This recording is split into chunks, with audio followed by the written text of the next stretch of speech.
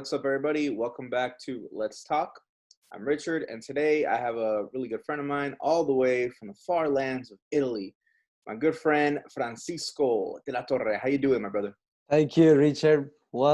I'm glad to be here with you guys. I saw the previous interview, and I think this is a great idea. Thank you for the invitation, bro. Awesome, man. Thank you for taking a part of this. For those that don't know who you are yet, tell us a little bit about yourself, my man.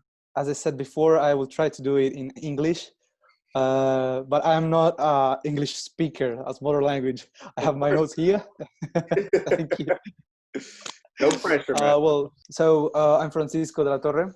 I have 23 years old. Well, I was born in Ecuador, the 10th of October, 1996. But at just 2 years, I moved in Italy because my dad works here. Well, I think you know better my dad. Of My dad course. is Ricardo Mauricio, yes. And my mom is Maria Orellana. They are a very good example for me, for my family. They always grew up, me and my sister, with the best example they could give. It's great, simply great. I love them. Then I have two sisters, as you well know. Yes. One of them is there in your church, Yes. Vanessa, the oldest one, and my sister Lydia is studying and working in London. I'm here in Italy. I'm the only one that is still There's no one left. yes, and I'm studying right now. I'm in my last year of my university degree in economics and management. Awesome, bro. Hey, I think something that you and I both share in common is how close we are with our family. I think our family, at least for me, has been very special in my life. They're big examples. And I know for you and your sisters, your parents have been a big example as well. And I see that Yes, a lot, man. Your father is a minister in Italy, yes, but he was not always that. I remember when we first met back in 2010, yes. a long time ago. Uh, a long time ago, you guys still weren't ministers. Your father still wasn't a minister at the time. You were still Exactly. part of the church, attending. I remember your dad as a translator. He was like the official translator of the church. Uh, I was very proud of it. yeah, it was really cool. It was really cool. It was really cool to see like a man there translating Spanish to Italian. I thought that was really cool to see. But I remember a couple years after that, your father was called into the ministry. And I would like to know how that experience was for you. Because obviously you were in your teenage years. It was an adjustment. Was it hard for you? How did you handle that? Yes, actually, this question has a very deep roots in my past. My parents, as you told, they were called at ministry when I was 16 years old. I think it was my most confused age. If I look back 5 or 6 years ago, I will never ever imagine me like a son of a pastor. And here with you, Richard, talking about Jesus, Yeah. it's something great. It's something great. Yeah. If I can summarize my thoughts when I was 16 years old, I could say that I never wanted to become a son of a pastor because, the fears, the judgment of the people, less than ever at that age. I Yeah. was 16. I was starting discovering the world around me and my potentialities, what I could do. At that age, we think we can do everything, Yeah. actually. Yeah. I knew that one day my parents would have been called to serve in the field because they were always working in the church. They were always in the services and helping the pastor. They were called to los comités, like Yeah. comité de damas siempre. And I was like, You're called to the committee. mm, I was sure maybe when I will have finished my university, when I will have my whole life before me. And so I didn't care a lot about the call of my parents. But as it's written in Proverbs 16:9, In their hearts, humans plan their course, but the Lord established their steps. I remember very well as it was yesterday. We were all happy in the car, singing and talking about many things. And then my dad told us, you know, family, we have a surprise. We accepted the call for serve in the ministry. I took it very bad, if I have to be honest with you. I was like I have no words. Yeah. And my parents told me, what do you think about? And the first thing that I could think was, I don't want to be a son of a pastor. I knew that to serve the Lord, you need working hard Yeah. a lot. And they told me, we're leaving our church for starting a new one. And I was like, my days, but I have my friends in the old church. Also, I have my life, I have my private life. And I remember that I had also enamorada, like a girlfriend Yeah. that was I got that you. was no Christian. Yeah, Yeah. I So you have had 16 plans. years old. Yeah, so I felt like, for the ones that play the game GTA, I don't know, but when the police catch you and it's Yeah. boosted, Yeah. yeah, like Wasted. that, wasted life, right? Uh, I felt oppressed. I felt really oppressed because, you know, even if you are not the son of a pastor, you know that they are the first that the people see. Yeah. Everything you do, they say, oh well, it's for his parents. Yeah. And I hate that thing. I have my idea of life, and I was not ready to change my life for a decision that my parents took. I also thought about the work that a pastor have to do when starts a church. It's a lot of work, Yeah. starting from one or two brothers.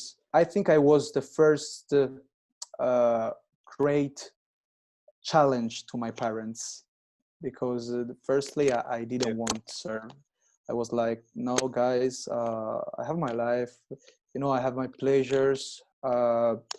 You decided to be the pastor and the wife of the pastor, and I am very thankful to the Lord that my sisters didn't follow my path. And 2 years after my parents went to the service, I decided to serve with them, because I saw that it was the best for my life. I can say right now that the best decision I could made was serving with my parents, because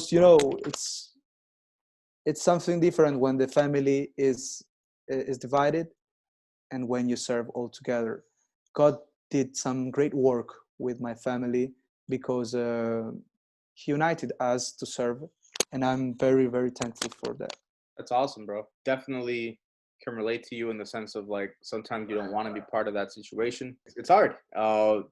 So I do want to tell you this now. Obviously, when your parents accepted the call and decided to go into the ministry, you obviously were kind of against it. When did the passion to serve God begin? Like when did it say, like, you know what, this is what I want to do? Because bro, like when every time you come here, you love God, and I see it, and it resonates. You know what I mean? Like one of the Yeah. stories I'll always remember is when we were playing basketball, and then you just went up and started to talk to these two guys about God just out of nowhere, and I was very like amazed by that, because it's like you have to have a lot of confidence in what you believe in to just go up to somebody and say, hey, like this is like how did it start? Well, I think that since I was a child, I've seen the figure of the pastor with great admiration.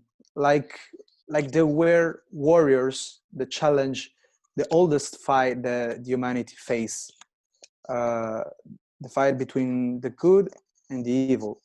Very impressed to the power that has the word of Jesus, the Bible, the power to change the lives. Eventually, at 18 years old, I don't know if you remember when I was first time in USA, Yes. I went to Florida. Yeah, Yeah, I remember. Miami. I was desperate, bro. I was looking for something new. I needed to change my values, like my life values, and also to find a reason, the reason why uh, being happy, the reason why continue living. It's funny because it was exactly in the USA, life-changing travel experience, you know.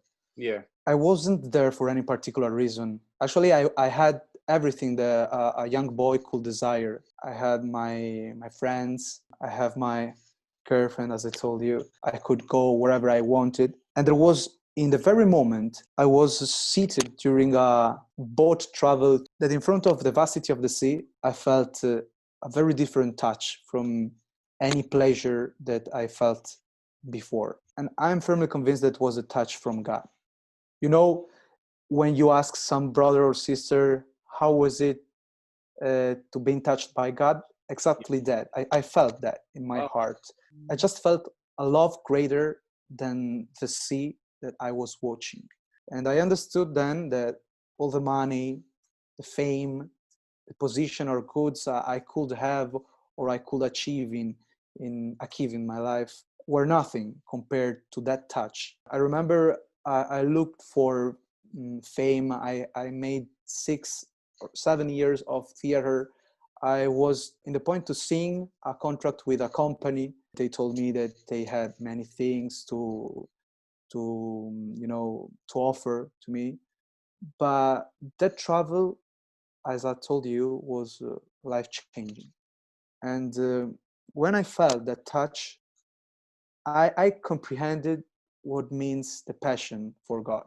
Since that moment till now, I think that the passion of God started with that warming touch that He did to my heart. Wow. That's beautiful. It really does happen through any circumstance where like you can just feel it. And obviously, I know that when I know your family was praying for you.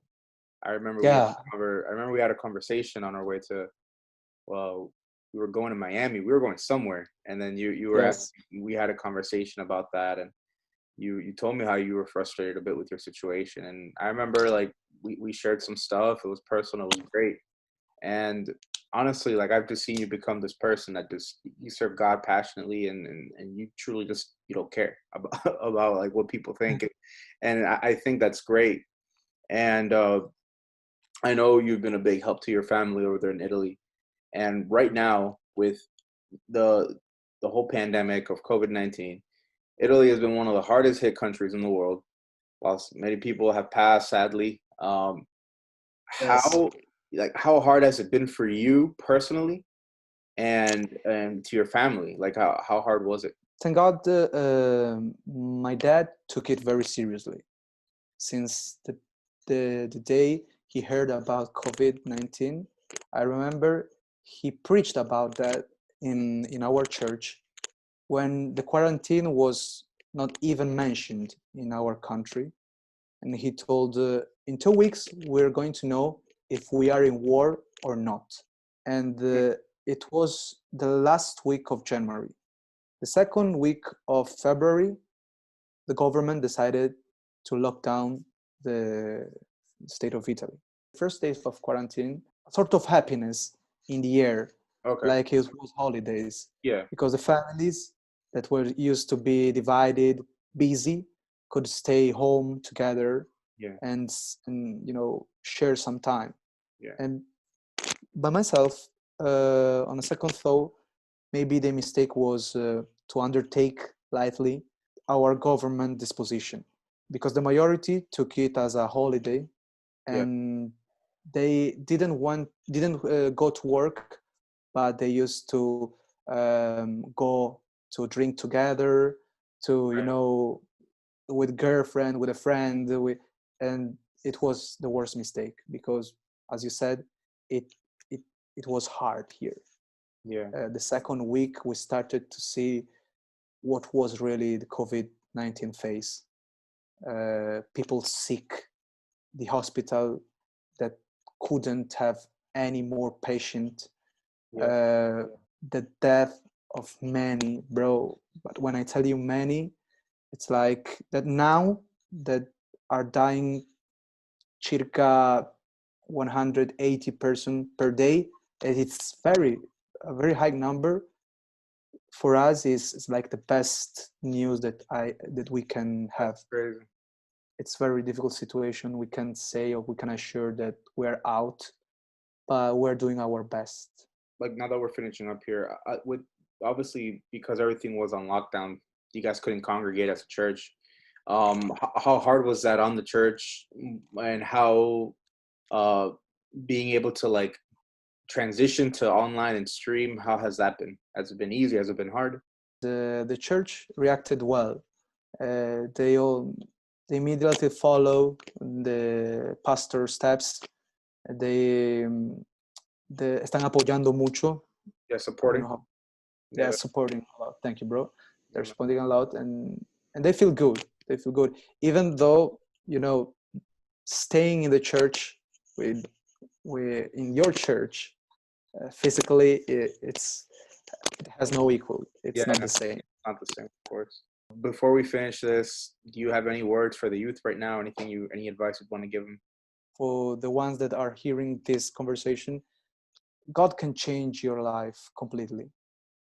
God is able. This is one thing you have to know. God is able.